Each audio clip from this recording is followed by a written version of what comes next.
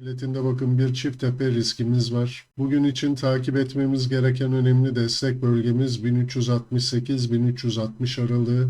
Bu ikinci tepeyi oluşturan son yükselişin maksimum düzeltme sınırıdır. Bu bölge kırılacak olursa minimum 1320'lere doğru satışlar devam edecek ve bu destek bölgesinin bakın geçmişte oluşan şu destek alanının kırılmasıyla birlikte yani 1320'nin altında hareketler alıyorsak burada çift tepe formasyonunun aktif olduğunu söyleyeceğiz. Ve her ne kadar burada 1290'larda bir destek bölgemiz olsa da 1300-1290 aralığında çift tepenin hedefinden dolayı bu destek bölgesinin de kırılma ihtimali güçlenmiş olacak ve 1230'lara doğru satışın devamı gelecektir. Bu bölge aslında karar aşaması olacak. 1230'ların da altına iniyorsa burada satışlar 860'lardan başlayan yükselişin nihayet bir düzeltmesine gidiyoruz demek olacak. Özellikle bu yükselişi kaçırmış olanlar düzeltme sürecinde arzın talebe döndüğünü görüyorsa işleme girebilirler.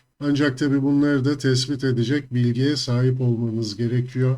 Ayrıca son yaptığım analize bir yorum geldi. Platinde Çin'in alım yaptığı, aynı zamanda hibrit araçlarda platin kullanıldığı için bir talep artışı olduğu konuşuluyormuş. Bununla ilgili ne düşündüğümüzü sormuş bir arkadaşımız. Ya açıkçası platin 1400 dolara yükseldikten sonra herkes pek çok hikaye anlatacaktır. Burada önemli olan bu hikayeleri anlatan kişiler. 860-900 dolar civarlarındayken platin sizlere buradaki fırsatlardan bahsettiler mi? Bu önemlidir. Ancak o dönemi hatırlarsanız platinin yükselmeme sebebi olarak dünyadaki en büyük tedarikçinin Rusya olmasından dolayı platinin baskılandığı hikayelerini anlattılar. Oysa teknik analiz bize gösterdi ki altın yükselişini tamamladıktan ancak 6 ay sonra altının o hedefine ulaşabildiğini gördük. Bunu da hatırlarsanız 2024 Ekim ayında sizlere anlatmıştım bir analizde.